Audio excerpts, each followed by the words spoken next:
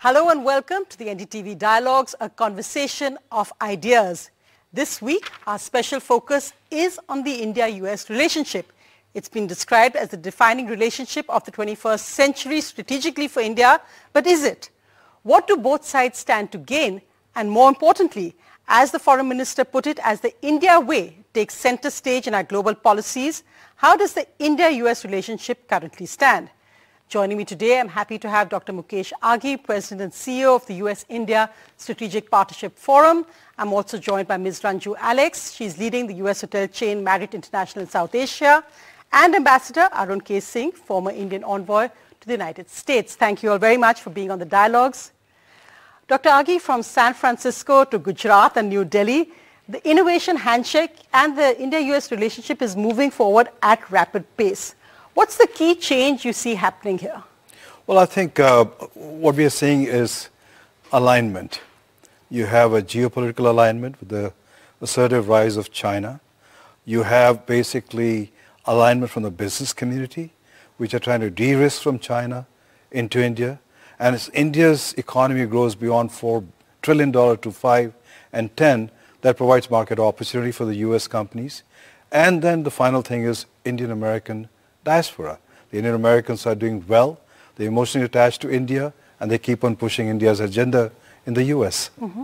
You're just back from the vibrant Gujarat summit where US ISPF took a major role, and you brought in a record number of CEOs, I think, this time. What's the big change you see in the way India is doing business, especially with the fact that we're seeing now elections coming up in both countries? What's the roadmap ahead here? So I think what we are seeing is world-class presentations. We are seeing ease of doing business getting better. The bureaucratic community and political community is understanding that you got to have incentive for businesses to come in. And so the PLI schemes, the other incentives are drawing these businesses. But more important, you have to understand the market opportunity is getting better and better. So American companies are very keen to not only just build for India within India, but build for the world from India. Mm-hmm.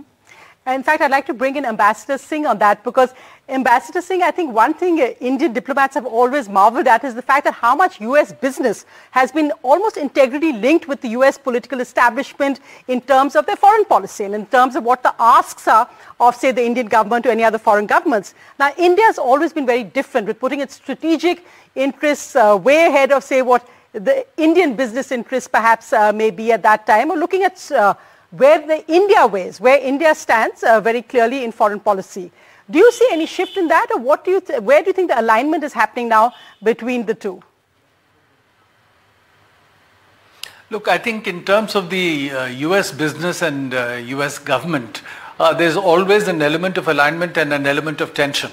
For example, if you look at the US-China relationship, the US government is signaling that they need to de-risk, they need to lower their engagement with China, but many of the businesses are saying that a large part of their profits continue to be made in China.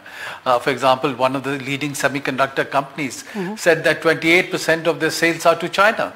And if they don't sell to China, then they cannot do the 4 billion R&D that they're doing to remain ahead of the game, ahead of the others.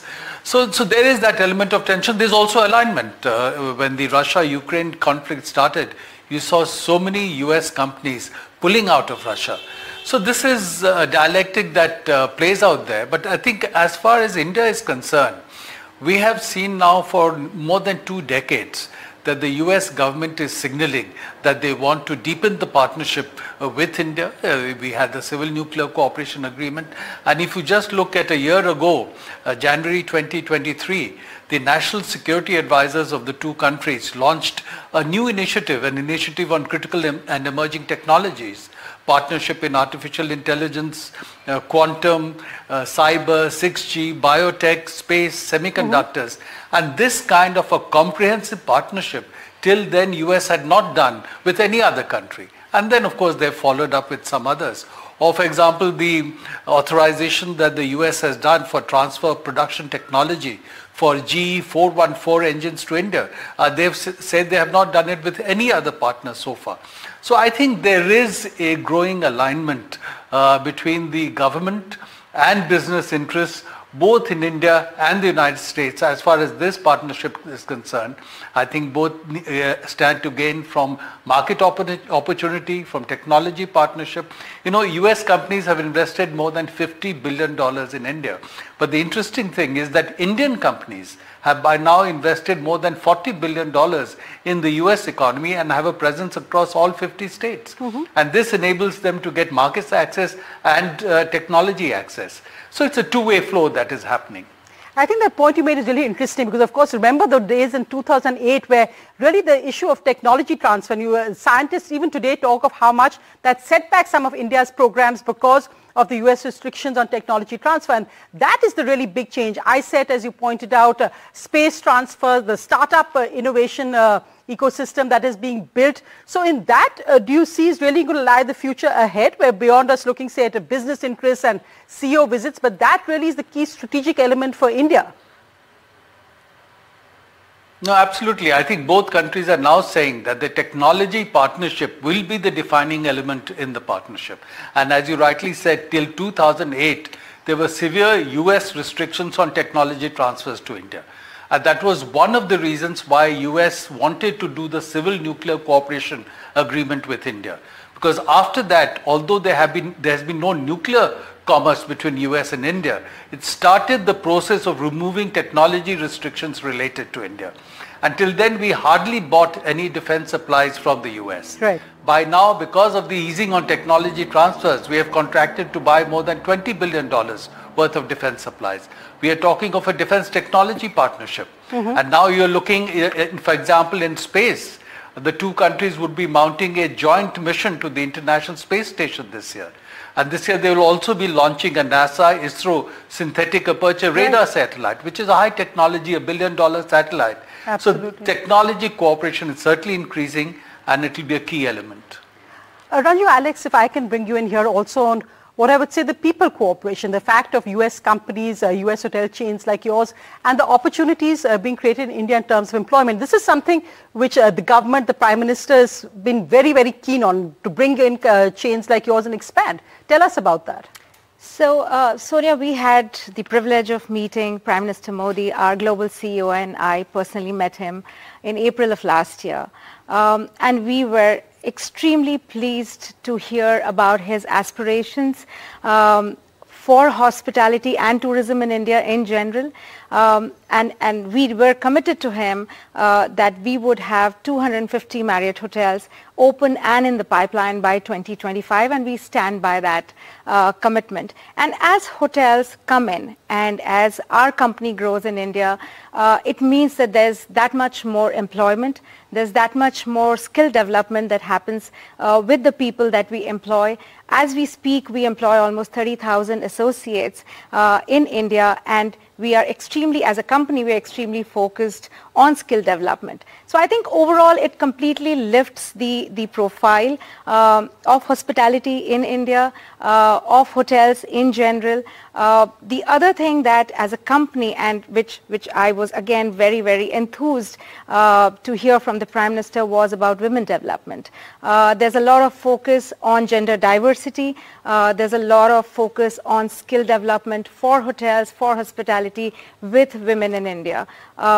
As Indians, I think we just have a DNA of hospitality, and especially women, and I think that gets honed if you do work in hotels and hospitality in general. So it was a very, very promising conversation, and we are committed towards this growth. And when we grow as a company and as a hotel chain, then we just uplift the society with skill development and employment. Do you think tourism is now at a takeoff point here? Because, of course, the argument that its potential has been completely underutilized in a country like India. Yes. So do you think tourism is at the stage of a takeoff point? We've seen a rapid growth of infrastructure, but is more needed. What would be your three big focus areas that we need to do to actually have it take off? You know, our litmus test, if I may say, was the G20. It was unbelievable how many visitors we had in the country and how beautifully we organized as a country. I think all our airline partners, our travel agent partners, our hotels,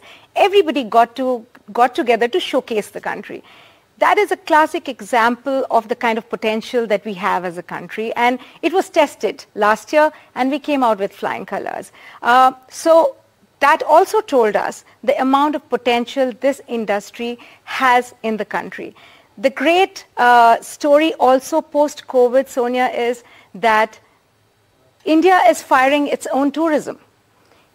Of course, we would love for people to come and see our country, get the look and feel, the culture bit that we are so proud about. But I think it's very promising to see Indians now appreciating the tourism and the tourist spots and the experiences that India can get you. We are opening hotels in Kashmir, in the Northeast, in religious destinations.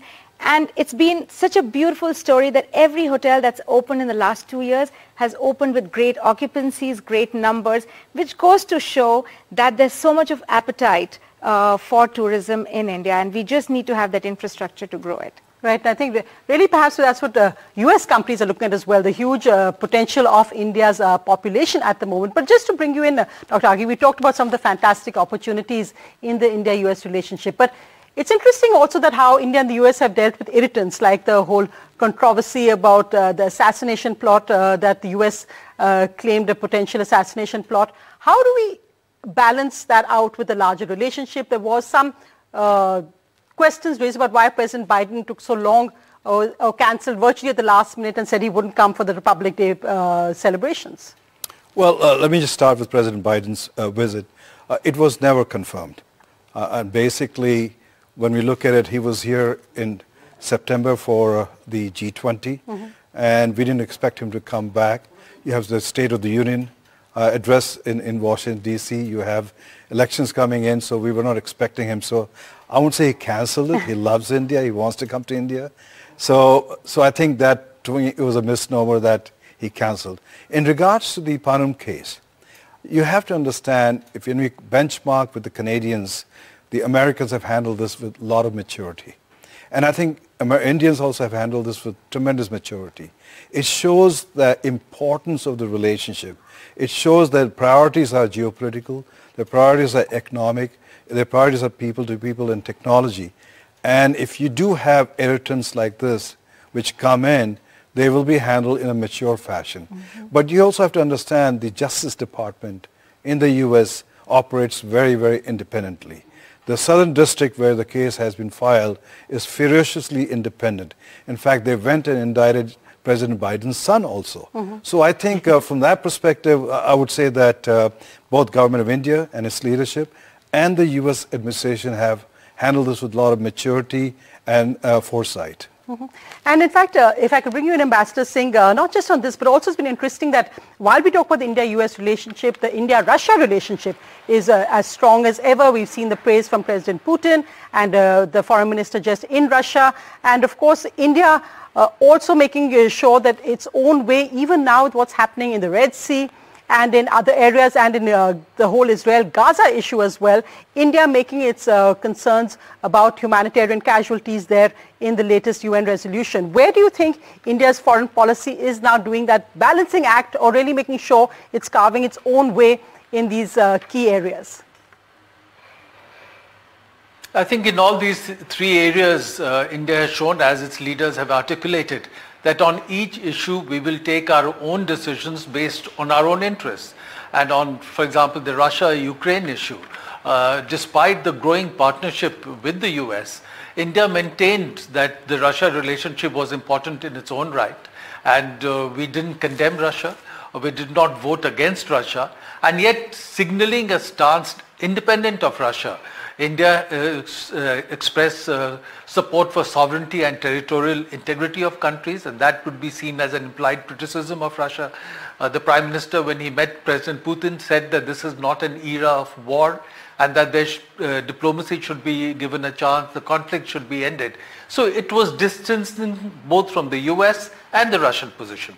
And Russians have accepted it. And if you hear Russian leaders, they say they value India's independent stance. And the US leaders, Secretary of State, National Security Advisor, and others have said that they understand India's compulsions related to Russia, The relationship developed at a time when the US was not willing to be that kind of a partner, but now the US is willing to be that kind of partner. And with India, they're playing the long game. Similarly, on the Israel-Hamas issue, at one level, India came out very strongly against terrorism, condemning terrorism. The Prime Minister tweeted that India stands with Israel against terrorism. And if you see the statement that came out after the 2+2 Foreign and Defense Ministers meeting of India and the US in November last year, it said India and the US stand with Israel against terrorism. So that's very significant. I don't think India and US have ever had a joint statement reflecting a position on Israel. Right. But this, going beyond that, India said that you must observe international humanitarian law, humanitarian assistance must be provided to Gaza, the conflict must end, and India also has provided humanitarian assistance to Gaza. So on each issue, therefore, India is carving its own path, seeing where interests lie, taking that position, and from the reactions you can make out that there is appreciation internationally, including of the specific players involved, of the fact that India is taking its own decision, and I think that's of value. And if I want to bring you in on that, Ranjali, because really I think when you look at not just tourism, but even when you look at the economy, uncertainty and really global headwinds like this, I mean, I think from COVID onwards and then Israel, Gaza, what's happening in Ukraine, now what's happening in the Red Sea, how important are stable relations between two countries like India and the US at a time like this? Very much, because, you know, as the hospitality industry, we're catering to just about every traveler into India and vice versa, Indians traveling outside. It's extremely important that we do have stability, and we can see the benefits of stability right now in the country. So it's extremely important. We are mindful, but I must tell you, we are a company which is hugely local. Most of the people who work in our company are from India. We are extremely focused on having the Indian and the local element across our hotels, because we do at the end of the day cater to our own country largely. But it is important, definitely, because we've seen in the past that any kind of geopolitical, social upheaval that happens in the world affects the hospitality industry the first, any kind. And we've seen enough. We've seen 26/11 happen, we've seen the downturn happen, we have seen COVID happen, and hospitality has always been hit hard and very first. But the good point is, the hospitality industry is the most resilient industry, and if I may be forgiven for saying so because I'm from the industry, it is a highly resilient industry. So we don't lose hope, and every time that something like that happens, we do come bouncing back. But in our mind and in our heart and in our industry, we do definitely want stability to happen. Dr. Aghi, in fact, as we are heading into 2024, the global situation, just geopolitically, is something which is of concern. We've seen what's happened with the US-UK attacks in Yemen just happening on Friday. Also, of course, the fact that you're going to have key elections. I think almost 50% of the world's population is voting this year. So you're going to have elections, regime changes in many, many countries.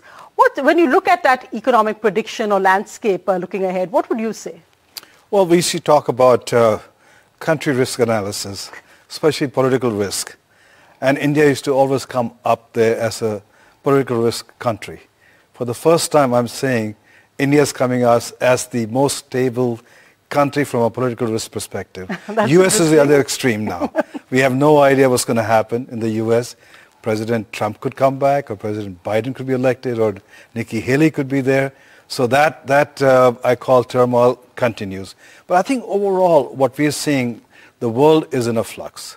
Almost 50% of the population is going to vote, all the way from US, India, to Russia, to Indonesia, Pakistan itself.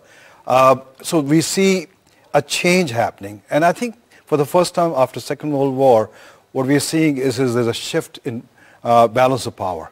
And countries like India are coming out much more assertive, much more, I call, opulent from the perspective of economic growth. In every aspect, you're seeing India rising. And you have a leadership which has the confidence, which tends to permeate the confidence in the population. So I think as we look at 2024, we are seeing India's economic growth, India's confidence will keep on rising as things move forward.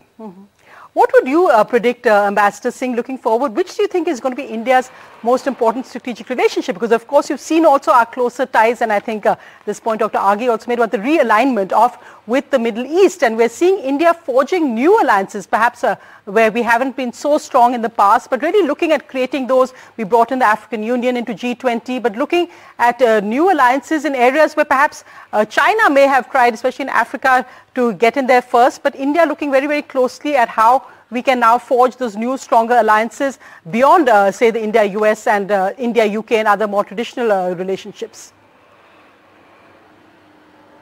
No, Sonia, you're right. India has many important relationships. To begin with, the Russia relationship continues to be important. There is a historical memory. We've had political support. There is defense cooperation. And so the effort from India is to sustain that relationship.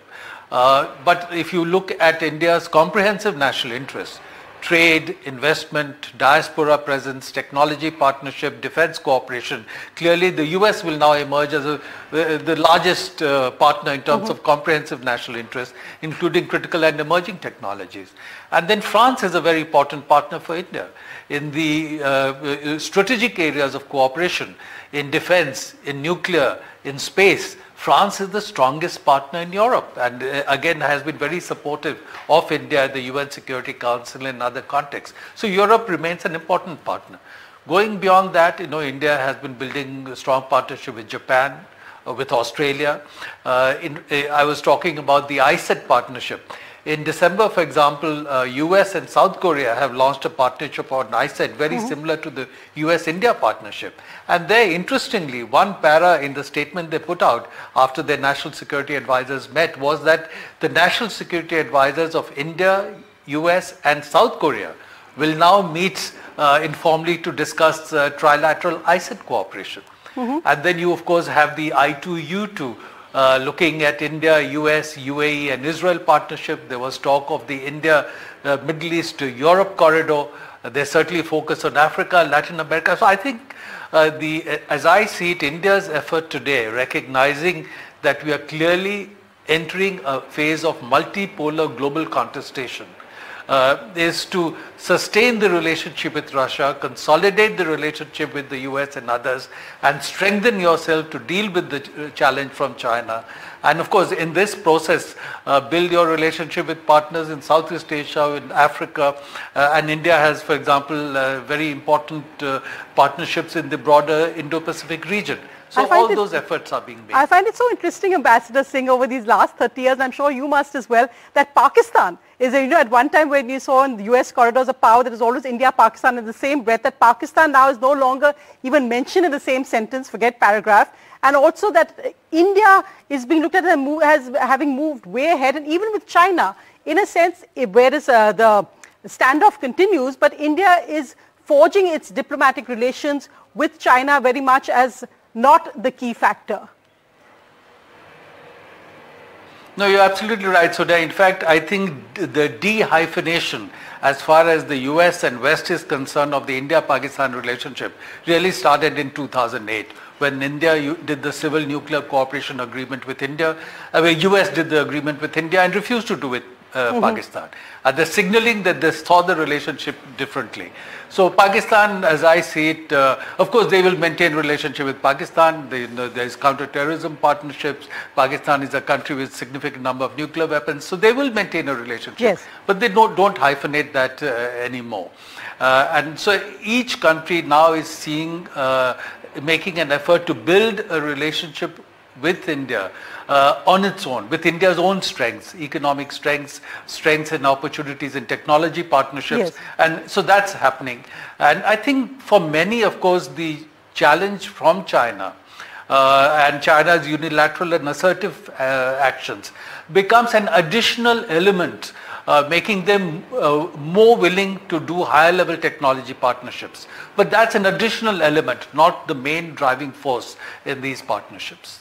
And final thoughts, Dr. Aghi, tonight, because of course, I think the biggest cementing factor is also how the Indian American community has grown economically, politically, and the clout it now has in the United States. So are you seeing that becoming much more of a driving force or cementing force when you look at the India-US relationship? No, absolutely. You have approximately 5 million Indian Americans, 1.2 million H-1B card holders, which will get the green card in the next 7-10 years itself. So we see the numbers as going up and up. But more important and is... the Indian-born CEOs, I mean... Absolutely. I think how many are there now, at least in the top, the Fortune 500? So if you look at Fortune 500, in double digit, the Indian American CEOs. But more important is economic powerhouse they're becoming. We make 1.5% of the population, but produce 6% of the GDP of the country. You look at on the academia side, in every school you'll have an Indian American. Look at the startups. 75% of the startups will have some kind of an Indian signature with the CEO, CTO. And on the political side, yes, you have the Samosa caucus, which we expect is going to grow this year between from 5 to 7 to 10 itself. So politically, economically, socially, Indian Americans are quite integrated in the society and taking the lead, trying to drive US-India relationship to a much higher plateau. Fantastic.